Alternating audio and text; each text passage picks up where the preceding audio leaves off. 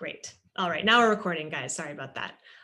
So I want you to enter into the chat. If there are some people who you really admire, I want you to name some names. Let's like conjure up a vision of them in your head. What do they do? Katie Porter, Tammy Duckworth. Oh, Ramona gave us a whole Instagram inspo. I'm not going to click it on it right now. Oh, Stacey Abrams. Can we just say thank you to Stacey Abrams right now? I think that's worth a call out. Michelle Obama is huge. Jill Biden, Jacinda Ardern, awesome. I want you guys just thinking about these people, holding in your minds, and maybe even you can feel it in your bodies, what it feels like to be in the presence of that mojo, right? It's not just them, like this impacts the people around you as well. And so our working definition of mojo is sort of one thing I wanted to establish here. For me, I have unfettered access to my curiosity, which is the antidote to anxiety, by the way. I'm never anxious. I'm just curious to find out what happens next, right? Totally different mindset about the same circumstances. It creates this flow of creativity for me that makes me, there's moments where I feel magnetic, right? Opportunities come my way. People want to be with me. What is this for you? I want to understand, like, if you could define in terms like this, what your mojo encompasses. I want you to enter that into the chat now. Let's name it.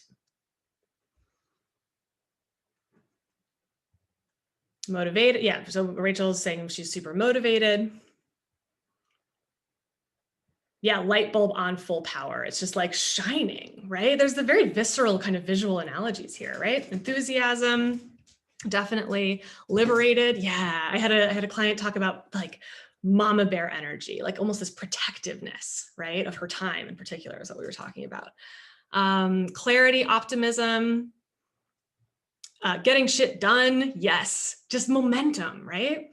So full focus and energy. This is your version of mojo. This is kind of how we're gonna be able to evaluate in very certain terms, like when you have it back. How do you know that you've got your mojo? This is what I want you guys to hang on to. So mojo also, part of the working definition here, is what enables you to lead with influence, okay? And with products, right, this is possibly the most important skill that we can be cultivating. Leading with influence kind of connotes executive presence. It connotes ease and confidence and commanding respect, right? Because again, as product leaders, we don't always have the authority, command and control leadership to get our way. Leading with influence, by the way, also is more successful according to all the science of leadership. And mojo is really what allows us to tap into that power, right? People just want to follow you.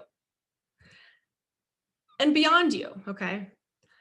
The world needs you right now. I don't know if you've looked out the window, but the reason why we're talking about Stacey Abrams, Michelle Obama, and why what matters about their mojo, it enables them to do incredible things, right?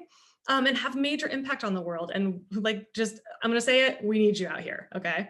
So you are destined for amazing things. We're gonna get you over the hump and on track to that destiny again today. So we can look forward to that. All right. So I recommend that you pull out if you've got your notepads, or maybe you've just got your Mac or notes for Mac open, that's fine. See if you can kind of replicate this visual. This is what I like to call the 3 pillars of fearless leadership. It's sort of a trifecta, right, of things that have to be aligned for you to access this mojo, this fearless leadership, and it's emotions, thoughts, and actions. These 3 things have to be working in conjunction to access your mojo, which lives at the center of these things, right? So when you have healed burnout, you're loving your job, you've got total clarity on your goals, right? So this is sort of when all of the thoughts, emotions, and actions are aligned. Your mojo just kind of flows, right? I mean, none of these people that we talked about have in their mojo, none of it involves trying super hard, right? There's this ease, this naturalness to it that comes from this ease of alignment. So today we're gonna go through, I just want to get a snapshot from everybody of where they're at on these things. For each of the pillars, I've found that there are 3 main projects that the leaders that I work with are deepening or working on improving at any given moment, okay? So we're gonna go through each of these at a time. So you can sort of see them in the graphic here, but we're gonna evaluate how you're doing on each of these projects using the stoplight evaluation method, okay? So red is things are not going very well, lots of room for improvement. Green is you're just coasting, sailing, soaring, right, on the project.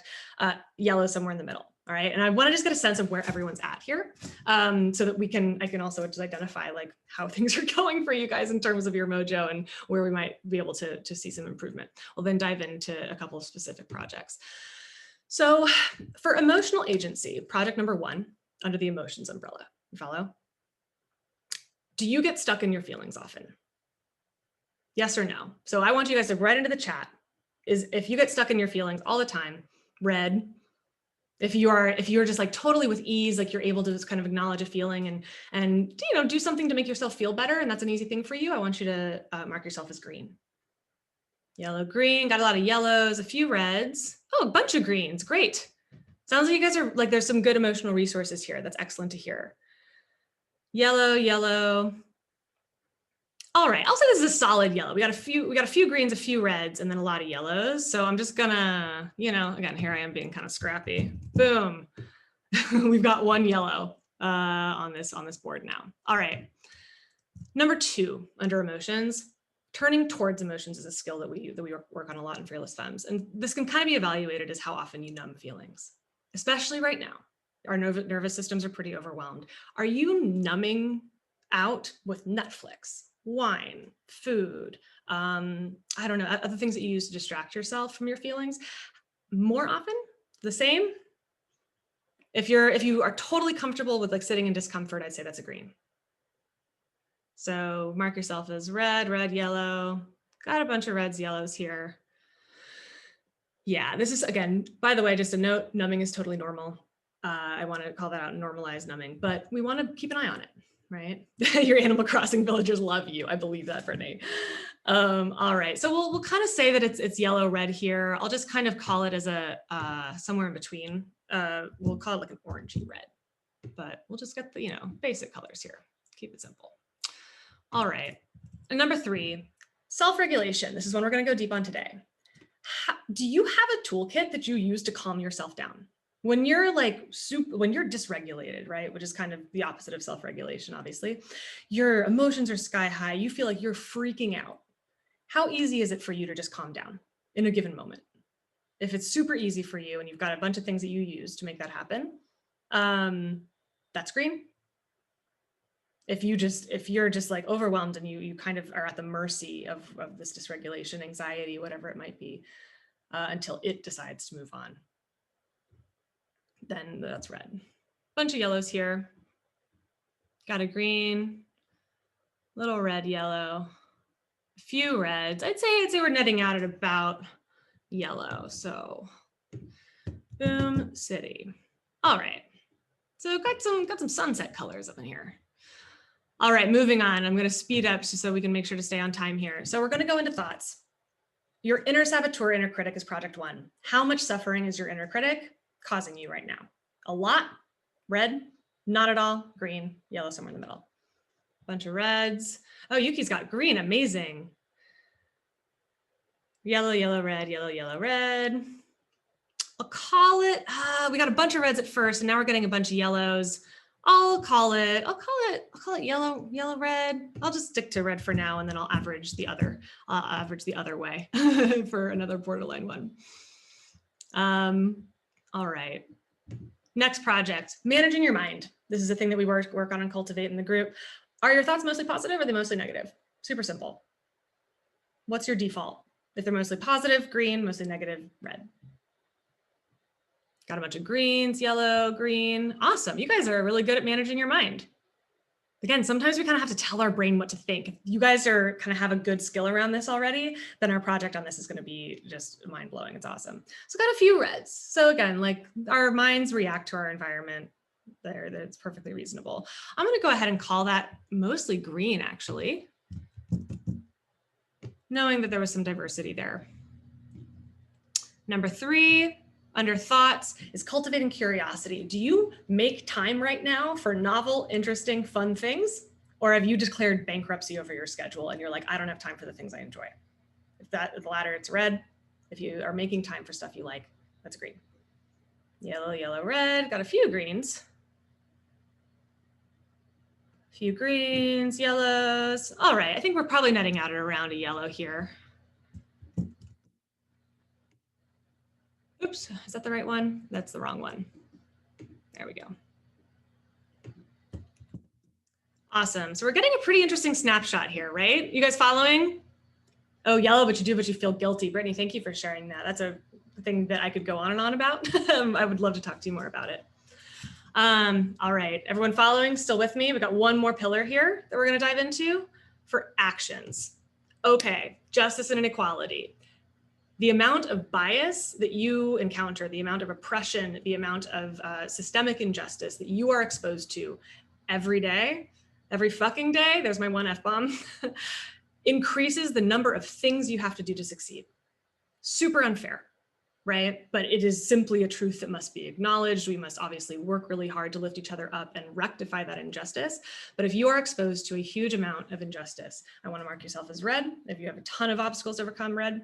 If you're feeling like you're actually pretty, again, kind of acknowledging privilege, or you feel like you're taking a lot of actions to help lift other people up, taking opportunities to do that, I want to mark you as green. So I've got a bunch of yellows, a few greens. I'm really glad to hear that, guys. Sounds like you're managing well. Few reds here, few greens. Okay, we'll call that a yellow.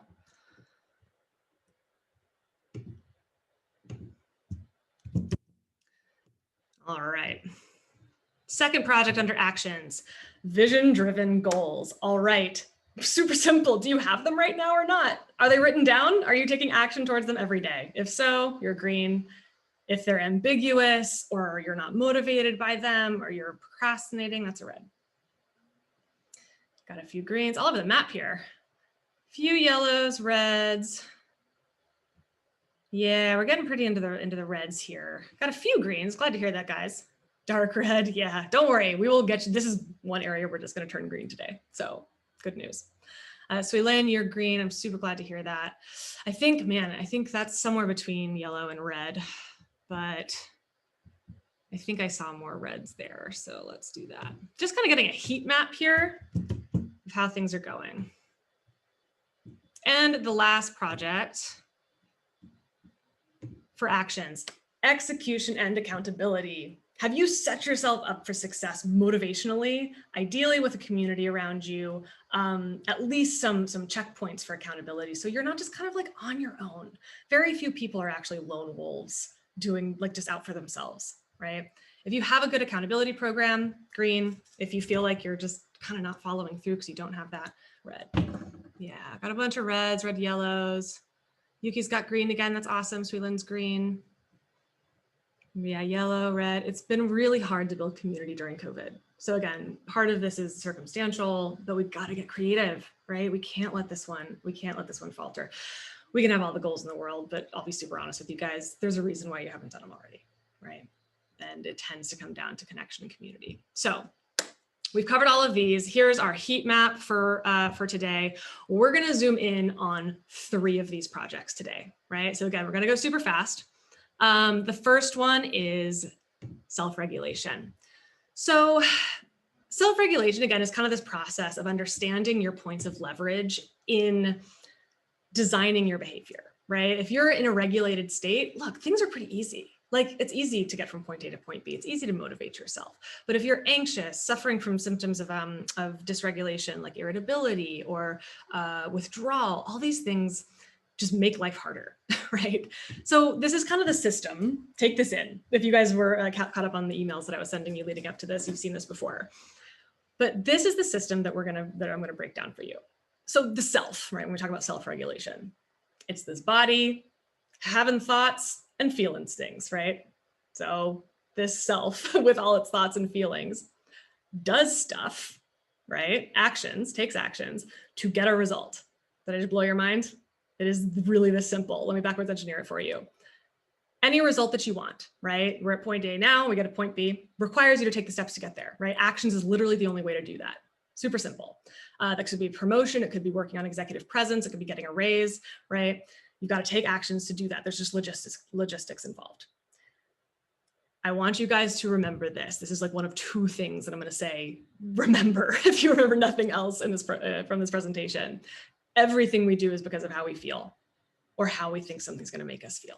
So when we look at this, the reason why actions is connected to emotions and nothing else is because of this fact. We actually have a good understanding about the psychobiology of our emotions. Everything we do is how we feel. And yet we don't talk about emotions at work. Isn't that crazy? In the context of productivity or impact, emotions is the point of highest leverage for us.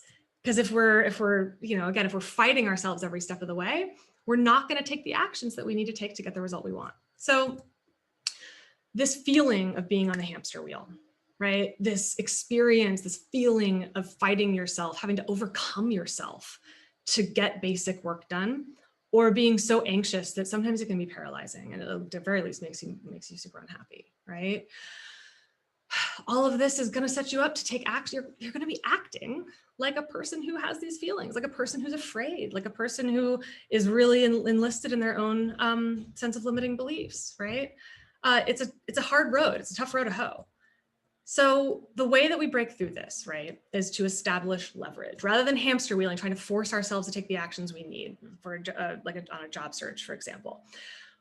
Pay attention to your emotions and optimize them. It is the highest ROI thing you can do, okay? So I'm gonna tell you how. I'm gonna tell you Shannon's story. So when I first met Shannon, she was beginning the job search process and doing what I hear just almost everybody doing. And if you hear yourself in this description, please know you're not alone here. But she was taking actions that like felt like progress on the surface, right? But were actually low leverage. So those tactics include spending a lot of time scrolling through LinkedIn job postings, kind of spray and praying that strategy with your resume just to anyone who will read it. And then how does that feel when you don't get a response, right? It feels terrible. And so when we went upstream to look at the emotions that were driving that behavior for her, that was her instincts, right? Was to behave in this way, to take that action to get the result of finding a job. It was super clear that she was rushing her process because she felt afraid. Naming that emotion was all we had to do. And she was already a successful product manager with a ton of resources at her disposal, but it honestly didn't matter. The fear was not rational, but it was running the show. And acting from a place of fear kept her on the hamster wheel. It created actions and generated actions that reflected that fear of playing small, doing time-sucking things that are it's ultimately going to keep you stuck, right? Because again, that's actually a protective mechanism. Stuck is safe, actually, when you think about it. But ultimately, she was investing a ton of time and prolonging her job search. Ultimately, that's a very expensive hamster. Okay, so we went upstream for her to the thoughts. And these just were thoughts that were readily available to her when she looked at her life, looked at her abilities, her past. I, Shannon, have an amazing network. I'm a natural public speaker. I'm in my element when I'm connecting with people. And what feelings do you think those generated? Those thoughts, just literally telling her brain to think these thoughts. I mean, you just heard me say it, like, how does it make you feel? I have an amazing network. Confidence. You can elicit emotions just with your thoughts, right? It's an amazing tool. Our big computer brains are one of the biggest assets that we have, right? Strength, boldness, happiness. I'm in my element. That was actually a thought that I stole from you, Shannon, today, coming into this workshop to get me in the right emotional place. Boldness, resiliency, absolutely. So from that emotional place, we made a plan from that, right? And this whole thing about job search being this grind, right? We just have to create a strategy for you that's driven from the right emotional place. And what Shannon did was take all of this natural ability that she had, all these things that brought her joy. She was designing a conference that she just launched. She's been meeting, this is what I recommend for everybody, by the way, with 5 people in her network a week and asking who she should talk to next. That is some high leverage activity, right? That is high ROI. And she was able to just come up with that strategy for herself. It's not complicated because she started from this emotional place and understanding she could play to her strengths. And so she was no longer looking for a life raft to jump onto to like rescue her, right? She realized how in the driver's seat she was. And now she's looking to jump on a sweet sailboat. That's a direct quote. All right, so our exercise for today, I just want to do this super quick with you guys. I want you to write down 1 or 2 feelings that are keeping you on the hamster wheel, whatever that is for you right now. And maybe you can enter it into the chat if you want to share, but at least write it down as part. This is one of your exercises for the workshop. So like we're here. Write down 1 or 2 feelings keeping you on the hamster wheel. For me, it was definitely anxiety,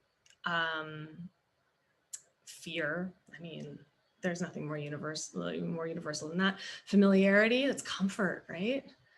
A belief in lack of agency, fear, anxiety. Again, thank you guys for sharing this. I know that they're not comfortable feelings, but they actually can't hurt you. Imposter syndrome, that is a combination of feelings, right? Doubt, anxiety, yeah. Got a bunch of emotions here. Boredom, insecurity. I've been struggling with boredom lately. That's something that I've been, again, it's a circumstantial COVID thing, but having to wrestle with that and develop some new skills. Now I want you guys to switch gears. Write down 1 or 2 feelings that would make work fun and easy. Happy? Like, again, don't think about it too hard, right? When you think of it, go back to your mojo, go back to like how you know you operate when things just feel easy. What are those emotions? Happy, interested. Again, for me, curious is just everything. Motivated, challenged. Yeah, so you're rising to that challenge. Impact driven, inspired. My work has impact, right? Crafty, I love this. So there's a lot of creative energy there. Valued, accomplished, strong, beautiful, beautiful stuff. So now, next step, 1 or 2 thoughts, the same way that Shannon had a couple thoughts that she just generated that elicit those feelings within you. And if you want to feel valued, say like, I created this thing that's so valuable. I create value every day. Like the stuff is true, right? So go ahead and generate those thoughts. And if you're struggling with thoughts, I just want to provide an alternative for people who are just a little bit not sure about what thoughts they would generate.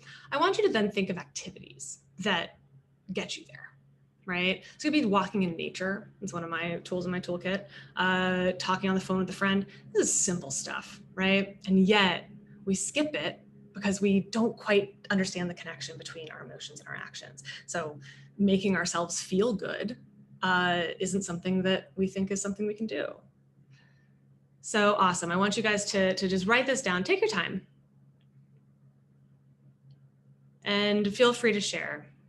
Maybe you can share some of the thoughts that you're going to think.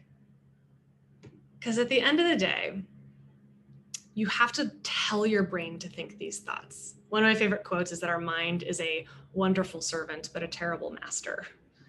You can tell your brain what to think. And if you make time for these thoughts and activities, you can leverage this system. And that is self-regulation. So you've done it. Rinse and repeat. All right, if we're feeling complete on this, let's move on. The inner saboteur, inner critic. Oh boy, this is an exciting one. This is one that is always juicy for folks. Inner critic, again, you guys, you know what this is basically. I'm kind of lumping the inner saboteur and the inner critic in just for simplicity's sake today, so I'll kind of alternate. But the tells of your saboteur, how do you know that your inner saboteur, your inner critic is like what's on stage? You'll know because there's a whole lot of twos. To this, to that, not a bunch of not enoughs, right? Like this isn't enough, it'll never be enough, you're not enough, right? Urgency, like I better get this done or I'll never have this opportunity again. Binary thinking, I've got only 2 options in the whole world. I hear that one a lot. Also comparing and despairing, something that's so normal, but really does cause a lot of suffering for us when we look at other people and we say, I'm behind, I'm overwhelmed, I'm not as good as this person.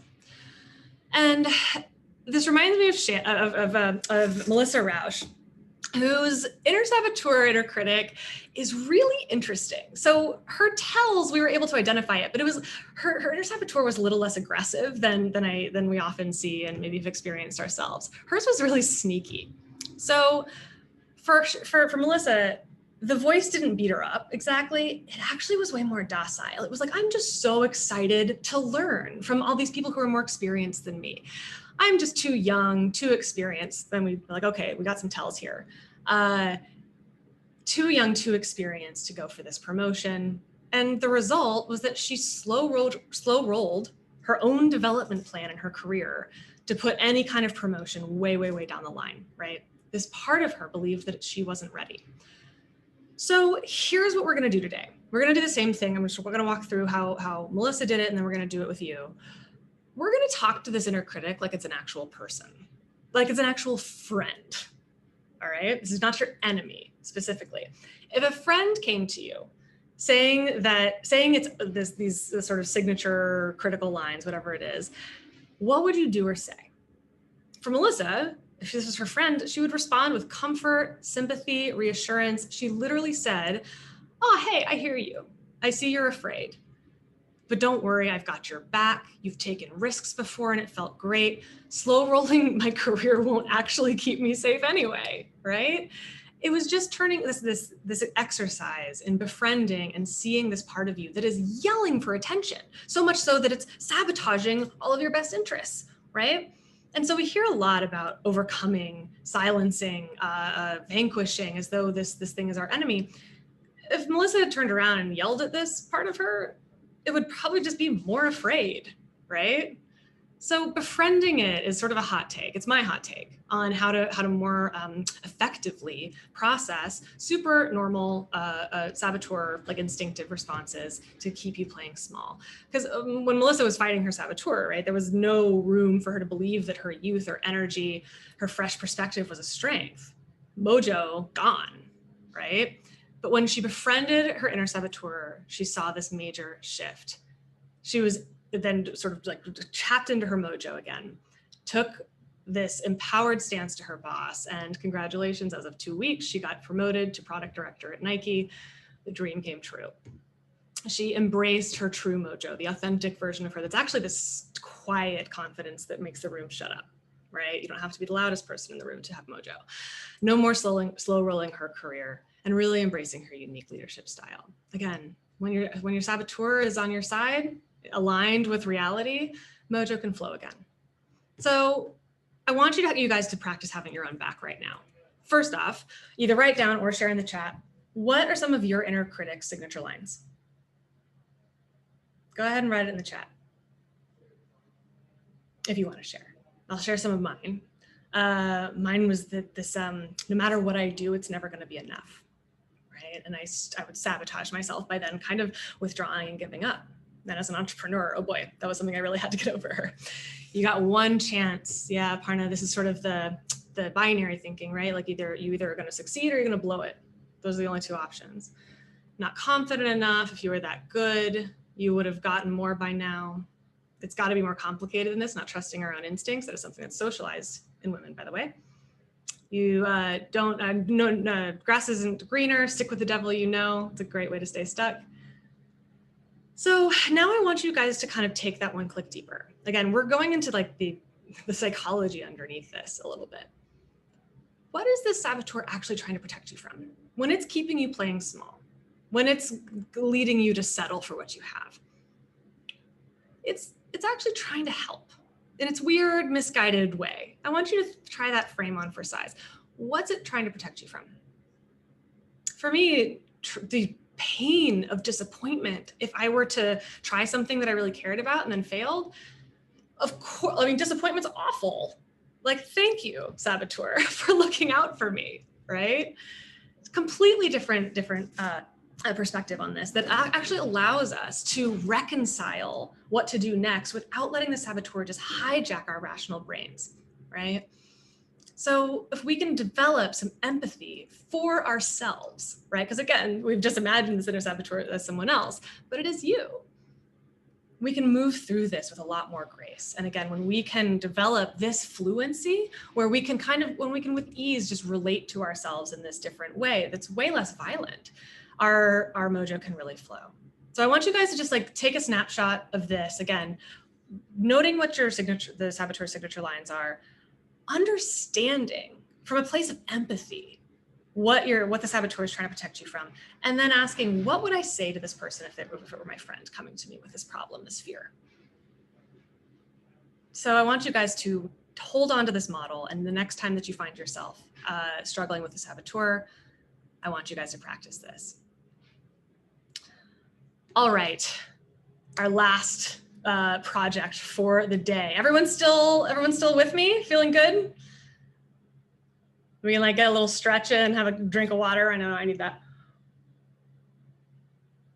Energize, hell yeah. All right, Vision-driven goals. This one's going to be really fast.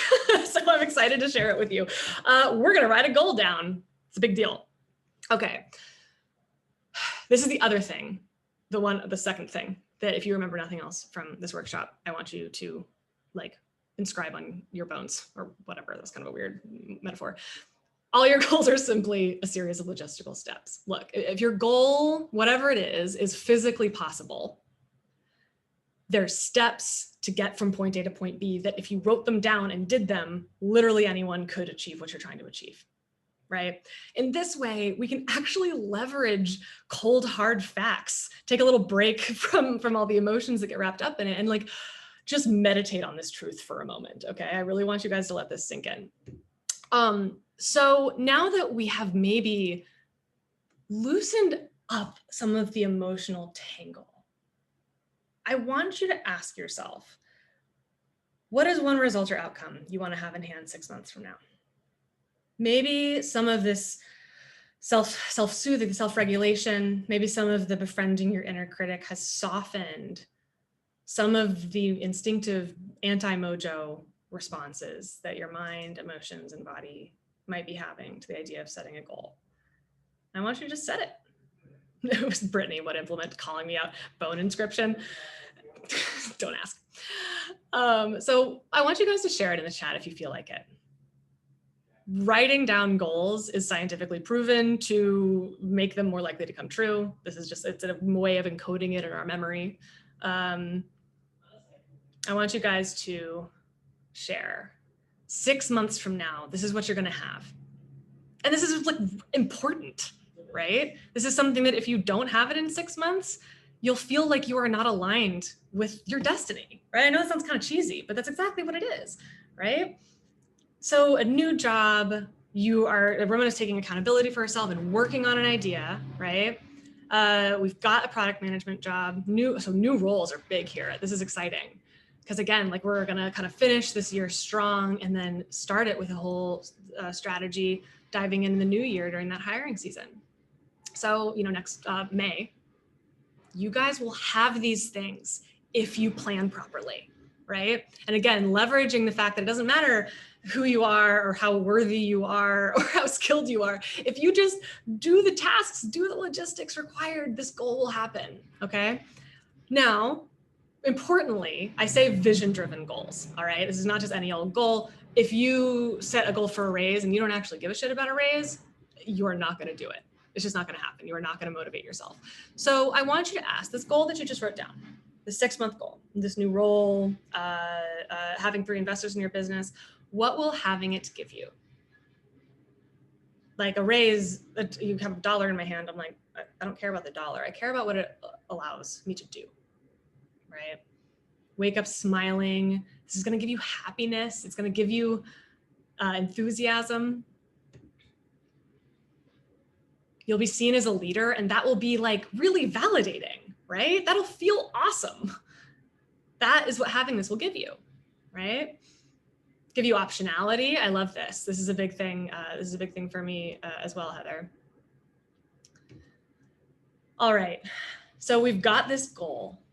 We've got the reason that's going to keep us actually driving towards it, and the why behind why we wake up every day and do it. So why behind we overcome systemic injustice and the obstacles that it puts in front of us. And it's because of this belief that this goal is possible and worth it. And that's all you need to know, right? So here's my hard question. This is where I get a little bit tough love with you guys, right? There's a reason why you showed up here today and didn't have this goal. Some of you had, had a set of goals that were set for you, but many of you didn't. And even if you had this goal, you're going to, write out the logistics tomorrow. The thing that I find to be standing in the way for most people, right, is community, connection, facilitation. This is a thing that high achievers do, right? Building a team is high leverage for a reason. Right? In Fearless Femmes, we call this a sanity squad and our board. You've got to have your squad or you're not going to follow through because, I mean, like any high achiever, you're motivated by something way deeper than just having the thing, right? Checking the box. Magda put it absolutely beautifully is that operating in community reminds me of my passion to help people. Like structurally, she has designed this accountability because it's a living reminder physically around her in the context of Fearless Femmes that allows her to come and do this every day. So don't do this alone. I'm just begging you. I've never actually met a lone wolf. Maybe that's a slightly self-selecting population. Obviously you're here because you like community and facilitation, but look, if you want to go far, go together. That's the job. There's so many solved problems out there for you, and leveraging a team is just inherently strategic. There are solved problems out there that will make your life easier. Hell yes, together. So doing it alone, it doesn't matter how clear your goals are. It doesn't matter how well you're coping, right? I still find people end up in the same place where they are waking up full of dread, right? Rather than bounding out of bed in the morning, feeling behind and overwhelmed. That's a super common thing. And then you're just out of touch with your why, which again, when you're trying to be strategic, which is another thing that I work with a lot of people on, like you can't be strategic if you don't know where you're going and why, right? All tactics sort of have to be built into this context. It's a system, right? So again, I promised you at the beginning that I would give you as much help as I could in the time we had. 50 minutes, I went really fast. Hopefully that, you guys caught everything. And then I would tell you how to get more help if you need it. In Fearless Femmes, we work on healing burnout and preventing its symptoms, right? And this is a huge initiative that involves all aspects of social justice and recognizing systemic oppression, as well as taking radical responsibility for how our bodies are managing that stress, and all the things that we need to do to keep our little diva ego motivated, right? We get goal clarity, just like we did in 5 minutes, right? That's all it took. And I really just want you loving your job. Life is too short, right? What are we waiting for? So my vision for you is that all these are green. Isn't this cheesy? I love it. Just like I solved all our problems for us. This is what I want this chart to look like for you guys, where every project goes from red or yellow to green. And what I would love to do for you guys, again, because everyone's different, everyone has different strategies. If this was interesting to you, and if this is something you want to go deeper on or explore more strategies on, sign up, take me up on this offer, which I will post in the chat literally right now. I'm going to send it to everyone. This is directly to my calendar. Calendly.com/BeccaCamp/strategy session. This is 30 minutes with me, definitely worth $250 at least. And I promise to spend some one-on-one time with you. And maybe Fearless Femmes fits into your strategy. Maybe it doesn't, we'll find out. But we can go into these other projects, these areas that you really wanted to work on, that you think are red right now, and you are just ready to turn them green. Amazing. I'm glad that I got through this in time. I really want you guys to sign up for this thing. I'm gonna sit here and party with you as people sign up. But since we've got 8 more minutes, I really wanna field any questions that you guys have. What is a question that you guys have about this material? Maybe something that didn't quite make sense, or that you want to understand better. I will take as many questions in the order they're received as I have time for before the hour is up. I'm here to help. Hit me with those questions. I'll finish signing up for the strategy session first. Hey, Becca, this is Pranita. Yeah, how's it going? Good. How about you? So, hey, quick question. So, in addition to the Fearless Femmes, what are the other programs that you offer, and what are the services that come out of it? Yes, awesome. Happy to answer that. So Fearless Femmes is my community program that in a very structured way walks people through these fundamental skills that you have to get Mojo, fearless leadership, where work is awesome. I also do offer one-on-one coaching for a limited number of people at a time. I meet weekly with people for an hour, and that's basically the other format.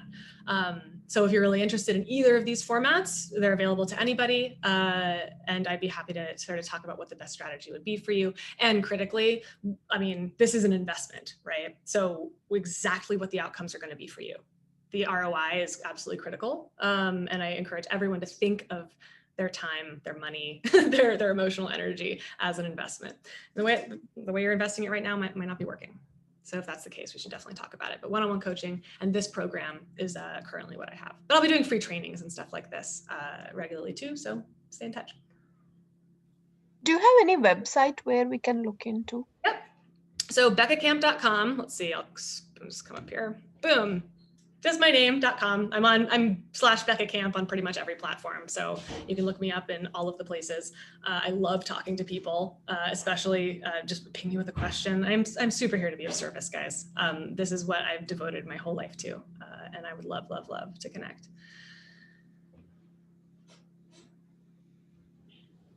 Hi, I had one question, which is probably what you've been talking about through this presentation, but sometimes I feel that the fact that there are too many goals attached, like I feel like I have a lot of set goals, but I feel like just having so many is like overwhelming, which makes me less productive.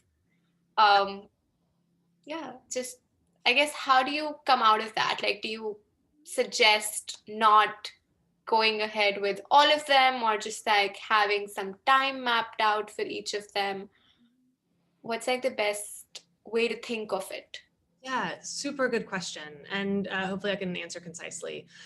The process that I found to just work involves setting these goals, right?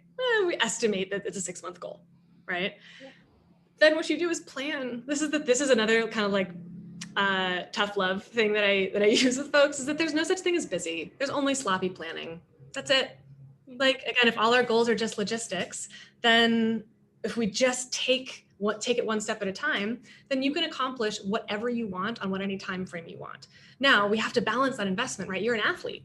Athletes don't just like run marathons 24 hours a day and expect that to be training, right? Their rest, nutrition, hobbies, emotional support is all part of their training plan, right? So often what I find with people who have too many goals is that it's like, yeah, look, bump one of the goals to next year and replace it with self-care, and you will get more done. It's more strategic, right? Now, of course, this is not just for productivity. Like, we want to be more productive. That's great. I'm for it. But this is also because this is about you enjoying your life, right? You not burning yourself out. So I take a stand for that, right? And basically the way that we do that, in short, is we have a goal, we break it down into tiny steps, and then you put them on the calendar and you're like, can I manage this? If the answer becomes no, or life throws you a curveball, great, bump back the calendar, right? We want to have accountability so that we're not just bumping back the calendar willy-nilly. That's why that accountability piece is so important. But if you're finding yourself tired by your goals, you're not resting enough. That's it. It's physics, right? Yeah, no, that makes sense. Thank you. I love that reference with the athlete part. Yeah. That's definitely true. Yeah, we're training here, right? This is also where I never would call myself an expert. I'm an athlete. Like, I'm always deepening, always learning more in service of what I want to accomplish for the world. A couple questions here from, thank you for the question. That was really lovely, and happy to talk more about that if you're interested. Okay, 2 questions, super quick one from Renee. The website for Fearless Femmes, I changed the URL. This is like a product decision that I slightly regret. It's beccacamp.com/services.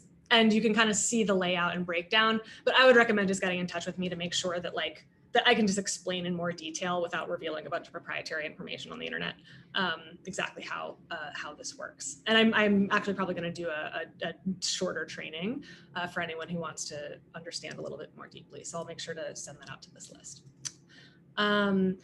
Rachel, why do I focus on product managers? Well, I was a product manager, so I have a lot of domain expertise that makes supporting the emotional reality of product a little easier. Often, people I spent a lot of years in therapy where my therapist had no idea what product was, and it actually was made it less effective, right? So that's the basic answer, was that it was just an easy transition for me. And I think the product managers are some of the most high leveraged people in an organization. And my goal, my mission, right, beyond goals, is to change workplace culture to be a less toxic place, a less traumatic place for people. And so for having women who have done this work in positions of power in product-led organizations where they're touching well, several parts of an organization, right? All parts of the organization. I find that to be a very high leverage thing. I'm all about leverage. I don't like working hard. I like getting great results for, the right amount of work. I encourage everyone to do the same. Awesome. Oh, Brittany, just about the Fearless Femmes 101 site. I don't know what that is. That's not my program. Fearless Femmes is probably, yeah. Thank you, Emanuela. I should have just sent the link. I appreciate that. Emanuela just shared the link in the chat. Thank you guys. Awesome.